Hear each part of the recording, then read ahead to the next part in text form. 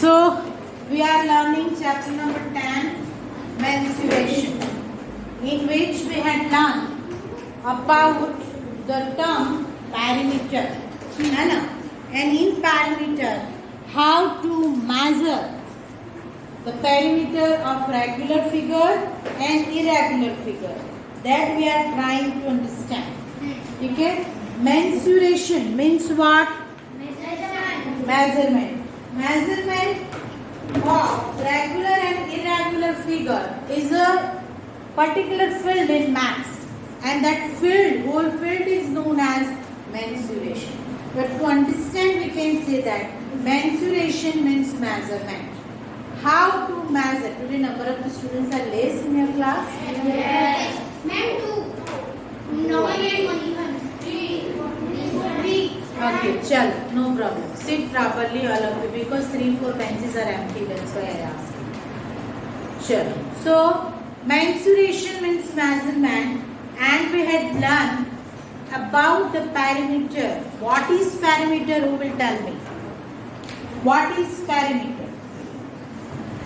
Perimeter क्या है? We had already learned.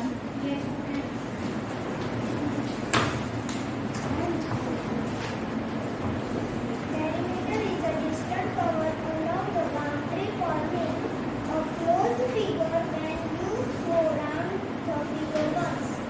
Means to understand it, on that day also I told you, to understand we can say that perimeter is the length of the boundary of any closed figure. है ना? कोई भी figure ले लो, यहाँ पे अभी आपको ये फिगर देख रही है, तो ये क्या है? How many sides it has? How many sides it has? 5 sides. So what is the perimeter of this area? Means this figure. So if we start from this point, then 1, 2, 3, 4 and 5. 5 line segments are there. So sum of measures of these 5 line segments is called the perimeter of this figure. Got it? Easy है? कोई भी closed figure ले लो. And another condition, the figure must be made up of line segment. And the closed figure made up of line segment is known as polygon. It might be it is a triangle, rectangle, square, pentagon, hexagon, heptagon, octagon, कुछ भी हो. लेकिन the closed figure made up of line segment is known as polygon.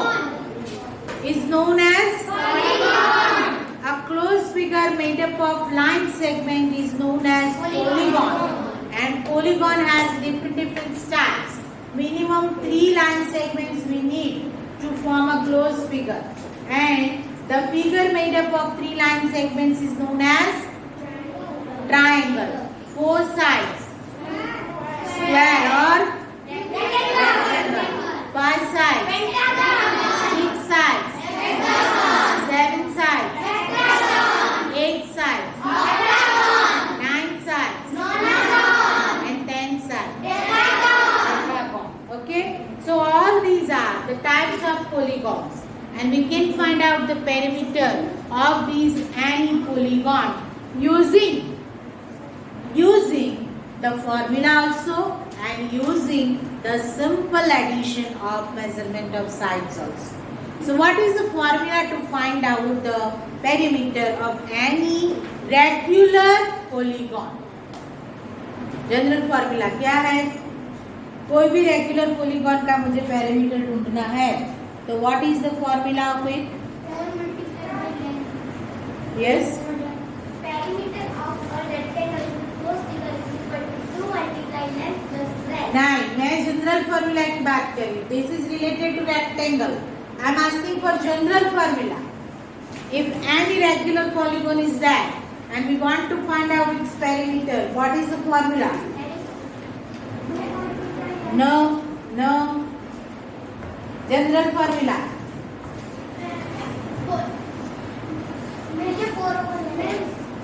General formula.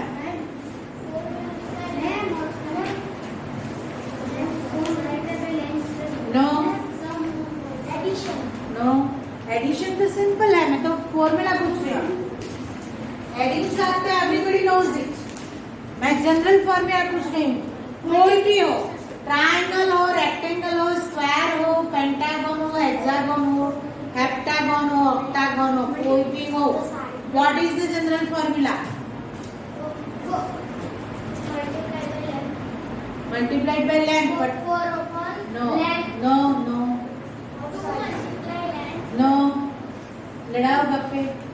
Ganpati विसर्जन में सब चले गए, लेकिन ये पढ़ना छोड़ 4 दिया. upon length of side.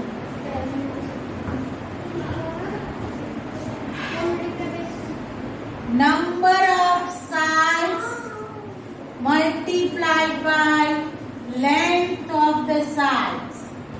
भूल गए क्या? This is general formula to find out the perimeter of any polygon.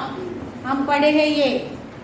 Equilateral triangle है तो 3 मल्टीप्लाई, मैंने पढ़ाया लास्ट डे अगर याद हो तो, ये 3 multiply length of the side, 4 multiply length of the side, 5 multiply length of the side, 6 multiply length of the side. तो जनरल क्या बना? Number of the side multiplied by length of the side. But this can be applicable for any regular figure. Irregular figure मानी rectangle, उसके लिए ये applicable नहीं है. मानी आपको याद नहीं है, अभी आपको याद हो तो मैंने इस तरह से सारे फिगर भी ड्रॉ की थी. ये स्क्वायर है, फिर ये रेगुलर पेंटागन है, फिर ये रेगुलर हेक्सागन है, फिर ये रेगुलर मैंने आपको वो बताया था ऑक्टागन है. बराबर. ये रेगुलर है तो हाउ मेनी साइड्स? 4, 5, 6, 8. और अगर मुझे पेरीमीटर ढूंढना है तो ये 1, 2, 3, 4. तो 4 के साथ मुझे length of the side multiply करना, 5 के साथ लेंथ मल्टीप्लाई करना, 6 के साथ लेंथ मल्टीप्लाई करना, 8 के साथ लेंथ मल्टीप्लाई करना. है कि नहीं? याद आया कुछ? हाँ, तो फिर आगे पढ़ना, पीछे भूलना. बराबर है. तो मान this is the general formula to find out the perimeter of any polygon. But the condition क्या है? Figure must be regular. Irregular figure के लिए अभी रेक्टेंगल ले, हम रेक्टेंगल ले तो उसकी 4 साइड्स इक्वल नहीं है.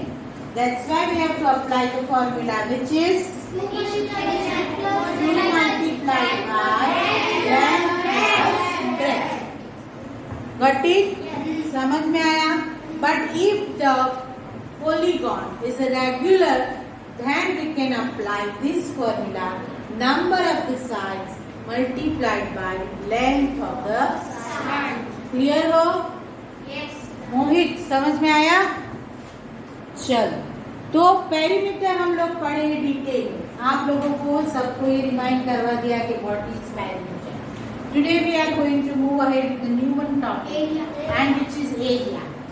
नाउ फर्स्ट ऑफ ऑल तो वी हैव टू अंडरस्टैंड कि what is the difference of perimeter and area.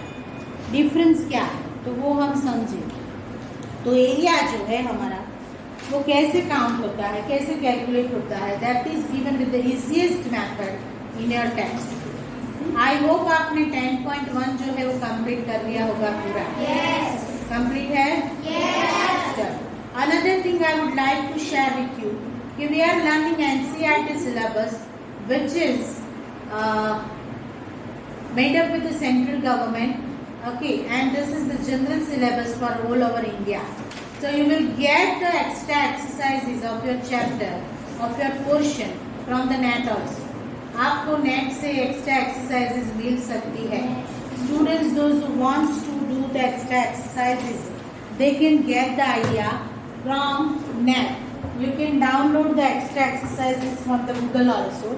You search it with the heading that extra exercise of NCERT standard 6 maths and chapter number so and so, whatever you want. Okay, so you will get the questions which has been asked in the NCERT question paper. That also you will get and you try to solve it. And whatever the extra things you want to do in the maths, no need to prepare the another notebook of it. You can continue in the same notebook. Okay. आप इसी notebook में भी complete कर सकते हो. Just needed is that कि you have to had it with the proper name कि extra exercise equations taken from that. Got it. तो whenever I will check the get the idea. तो आप ऐसे भी मैथ्स की प्रैक्टिस किया करो भाई. अभी लेजीनेस निकालो और हार्डवर्क करो, नहीं तो वहीं के वहीं रह जाओगे, आगे नहीं बढ़ पाओगे.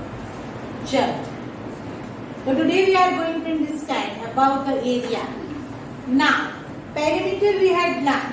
अगर मुझे ये जो फिगर है उसका पेरीमीटर ढूंढना है या ये फिगर का पेरीमीटर ढूंढना है, तो I will take its number of sides with its measurement. Am I right? Yes. Yeah, yes. Rectangle है. ये बताता है कि आप क्लास में नहीं हो. मैडम बोले कि if I would like to find out the perimeter of this figure, I'll take the number of the sides. ऐसा में बोले तो yes बोल दिया सबने. This is rectangle. The general formula is not applicable for it. है ना? तो यहाँ पे हमें क्या करना है? ये दोनों साइड का मेजरमेंट सेम है, बराबर. तो we have to apply the formula 2 multiply length plus breadth. Okay, चलो what about this figure, tell me. Start. उसके लिए क्या आएगा? पेरीमीटर है. पेरीमीटर क्या आएगा? इसकी पेरीमीटर क्या आएगा? Is it a regular figure और not? Regular figure. So which formula will come here? 5 multiplied by length. 5 sides है क्या उसकी? No. 10 sides. 10 sides है. How many sides है class? मैंने कैसे बोल दिया? यहाँ पे 2 है. और how many area likewise? 1, 2, 3, 4 and 5. तो 10 sides हो गई. So 10 multiplied by length. Got it? चलो. Is it applicable for this? No. Is it applicable for this? No. Why not? Irregular. Because these are irregular Figure. ठीक है. और circle का भी आता है perimeter, but it is different, total different बात है, because it is a curve shape. It is not a polygon. Got it? ये curve shape.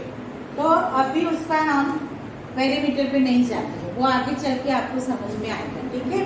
तो perimeter of any polygon which we had learn. So हम perimeter तो इस तरह से ढूंढ सकते हो. क्लियर हो सब?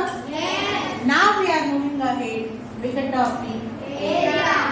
सो यहाँ पे आप देखो, तो अब तक जब आपको ये फिगर दिखाई दे रही थी, ड्रॉ की थी, तो it was not field figure. यहाँ पे फील्ड की है, देखो ये फील्ड है. फील्ड मीन्स अंदर कुछ कलर है, आपकी फिगर में देखोगे, है ना, किसी कलर से. ग्रे कलर है मेरे हिसाब से.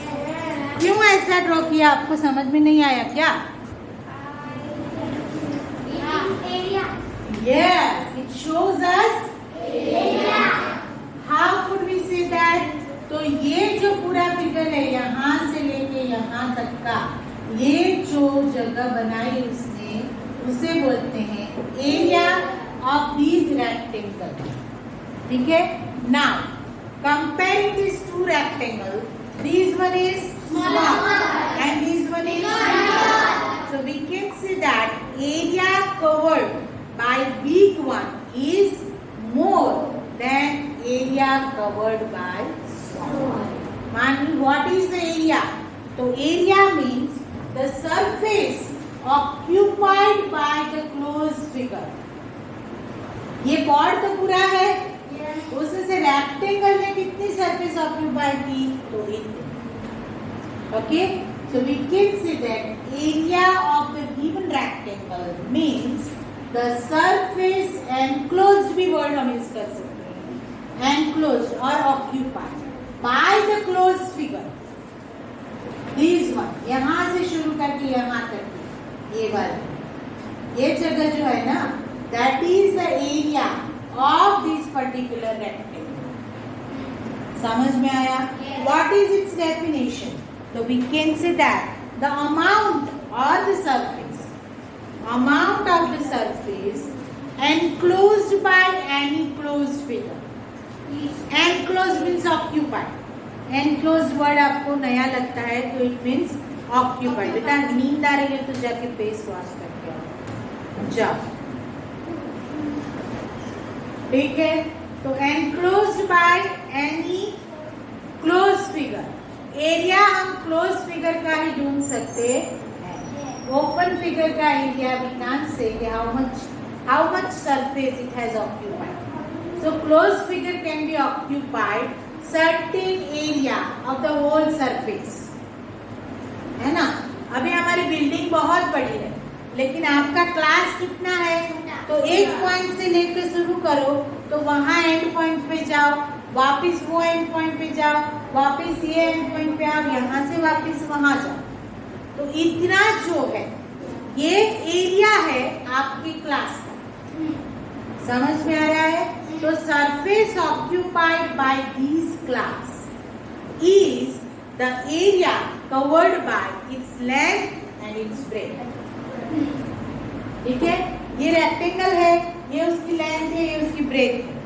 तो रेक्टेंगल का पूरा एरिया जो कवर्ड हुआ कितना, तो जिसकी उतनी लेंथ है और जिसकी उतनी ब्रेथ है उतनी जगह रेक्टेंगल ने ऑक्यूपाई की, and that's why that particular portion और amount of the surface is known as area of the rectangle. Got it. फिर आप देखो तो सर्कल को भी फिल करके दिया है आपकी टेक्स्ट बुक में, है ना। सर्कल शेप जो है वो पिंक कलर मुझे यहाँ से दिखाई दे रहा है। पिंक कलर का आपकी जो भी है, ब्लू या पिंक जो भी है, बराबर है। तो उसका जो एरिया है दैट इज कवर्ड, ये पूरा यहाँ से ले लो, ये वाला।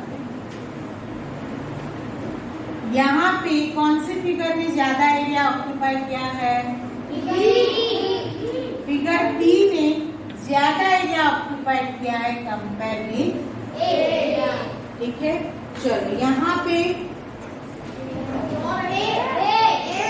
Figure A has occupied more space than B. यहाँ पे B has occupied more space than A. अभी ये जो आप बोल रहे हो ना that is area. Okay, definition को अंडरलाइन करो। The amount of surface enclosed by a closed figure is called its area. Underline करो, हाईलाइट करो, जो भी आप करते हो। This statement it shows us the definition of area. The amount of surface enclosed by a closed figure is called its area. Now no need to mug up it. कोई भी definition को mug up करोगे तो आप भूल जाओगे, exam में भूल जाओगे, याद ही नहीं आए। बट कॉन्सेप्ट क्लियर रखो। What is area? Area means the surface occupied और enclosed.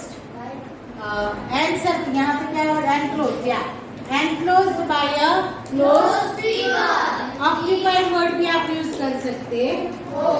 The amount of surface occupied by any closed figure is known as its area. Amount word क्यों यूज करना है? Because it will come in figure.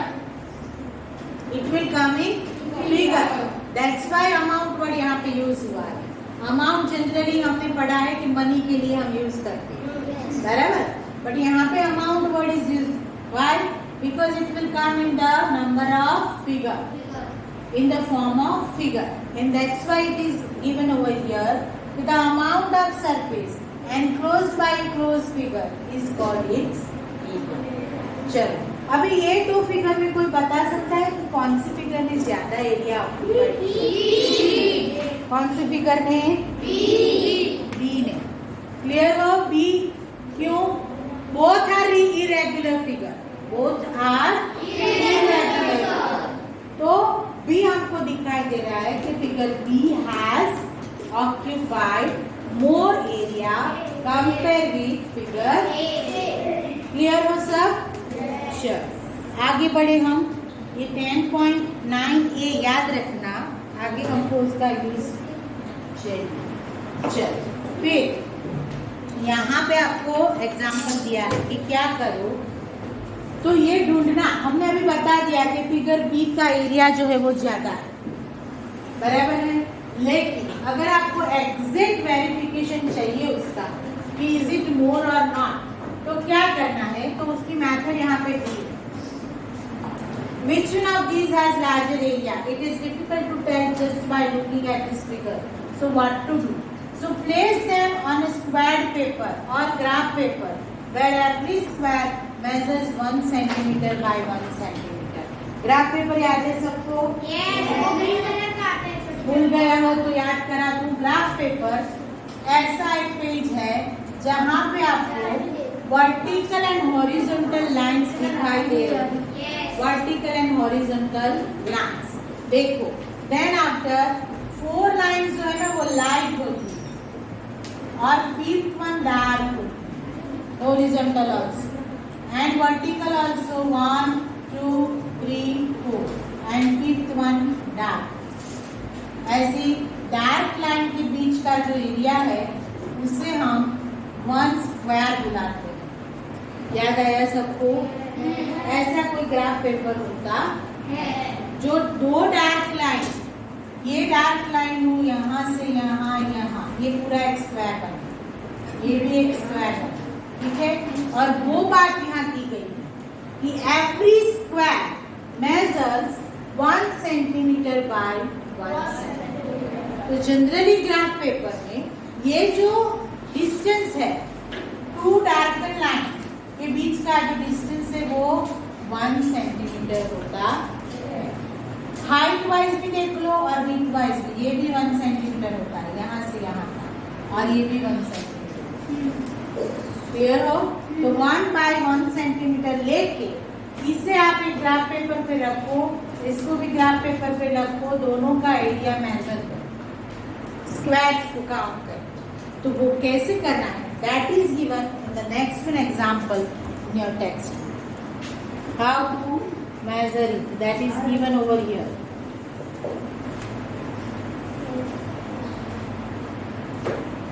और उसके लिए हमें क्या करना है, तो these are the points which we have to keep it in our mind whenever we measure the area using graph paper.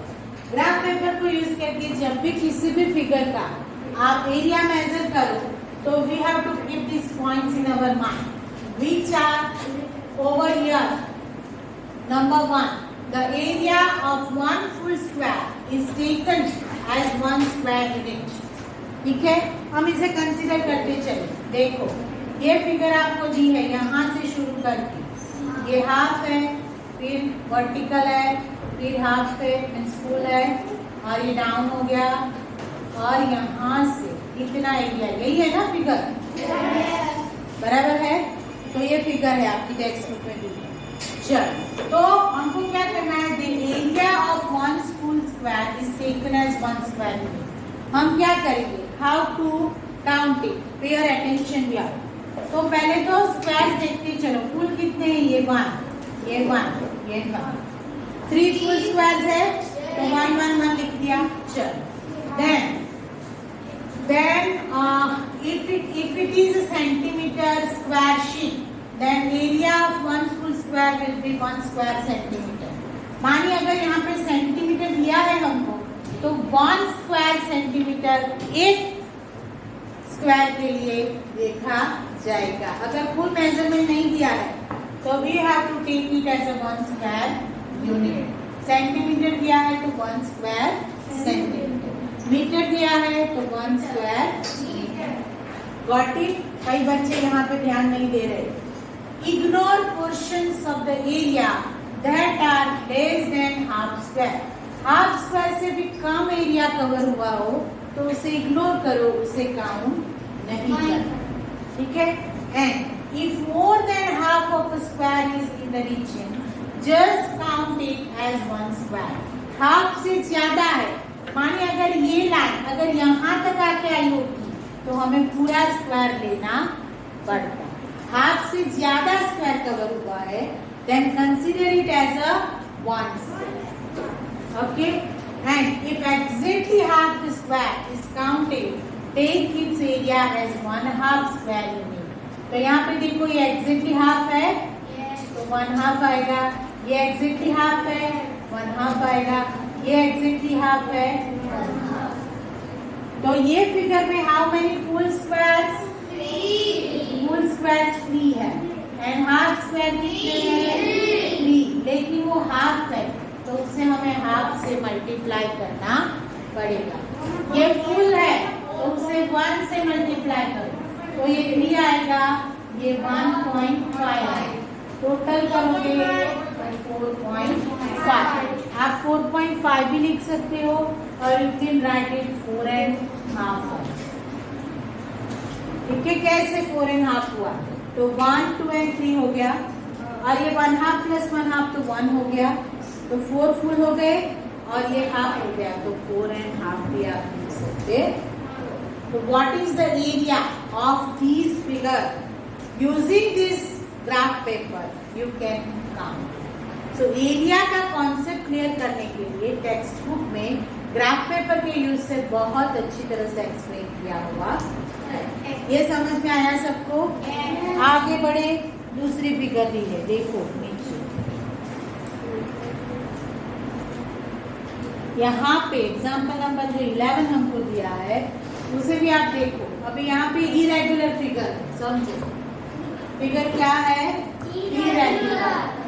लेकिन आप देखोगे तो आपको यहाँ पे स्क्वायर्स काउंट करके कैसे उसका एरिया देखना है वो समझाने की कोशिश की है। 11 जो है फुल्ली फिट स्क्वायर है। टॉप से हम शुरू करें, देखो ये मोर देन हाफ है, बराबर, तो उससे हम 1 लेना पड़ेगा। ये भी 1, ये भी 1 हो गया, ये भी मोर देन हाफ है तो 1 हो गया।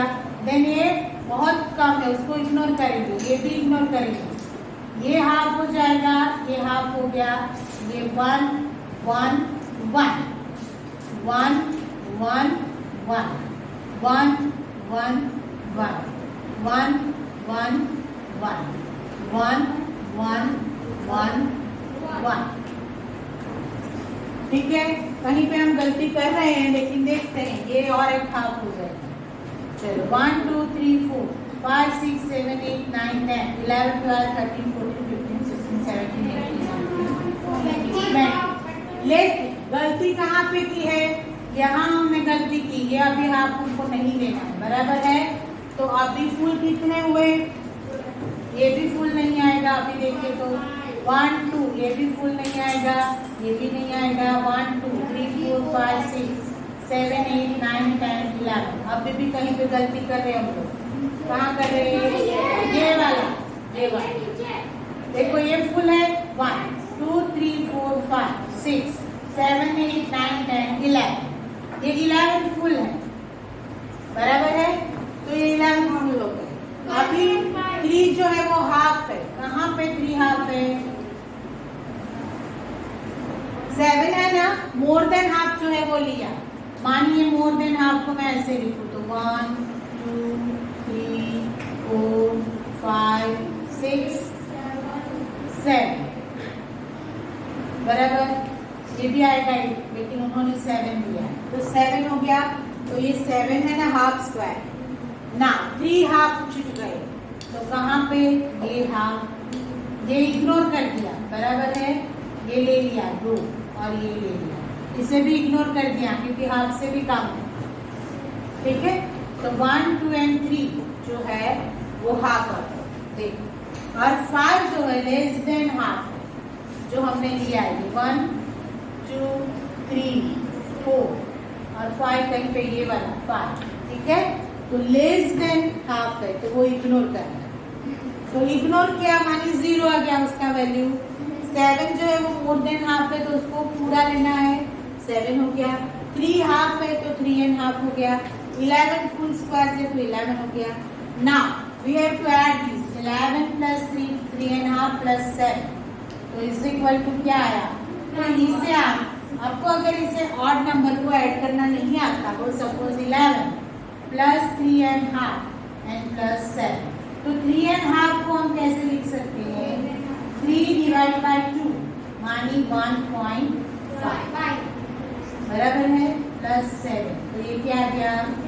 19.5। ठीक है, 11 प्लस 1 12, 12 प्लस 7 19.5। जिसको ये एडिशन भी हॉरिजॉन्टल नहीं समझ में आता तो 11.0, 1.5, 7.0 और ऐड कर तो क्या आ गया 19.5। क्लियर हो? तो ये हो गया 19.5 बराबर। कैसे है 19.5 ये कंसीडर करके क्लियर हुए ना। फुल स्क्वायर जो है उसको 111 लिख दो पहले। मानी how many total area covered by the figure. Irregular figure में ही ये प्रॉब्लम होगा बराबर।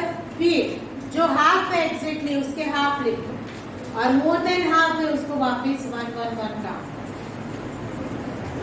और लेस देन हाफ है उसको इग्नोर कर। ठीक है, तो इस तरह से हम किसी भी फिगर का जो एरिया है वो आप काउंट कर सकते हो। चल आगे बढ़े। यहाँ पे एक एक्टिविटी दी है, ट्राई दिस। अगर आपको किसी को टाइम मिले, ओ माय गॉड, ये स्विच ऑफ कर दो।